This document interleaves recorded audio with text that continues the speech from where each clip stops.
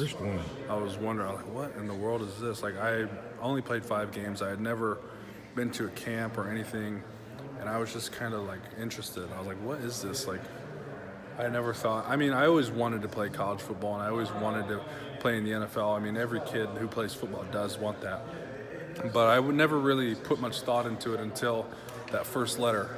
You were a sophomore, you said. Well, I was a freshman, Late- okay, late late freshman year, freshman, okay. late freshman year, and then freshman year going into sophomore.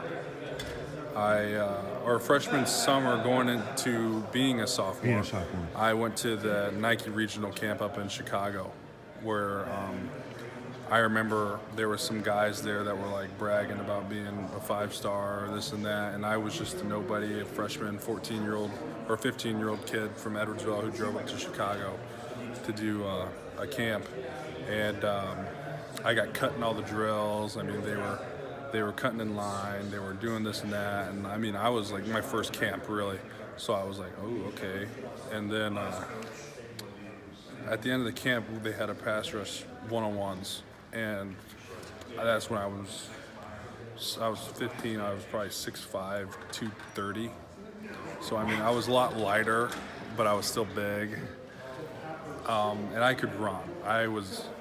When I was 230, I could move pretty well, and I just ran around guys, and I got put into the final 5 or whatever it's called, and I just ran around those guys there too, and I ended up getting the D-line MVP, and then that's when my recruiting just kind of exploded. That's when all that stuff started to happen, and then that's when I really thought that my college career was going to be an actual thing.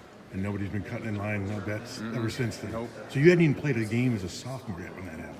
Nope. And then I went to the all-poly camp up in Utah. Okay. And that's when offers started coming, because coaches were allowed to go there and allowed to talk to athletes.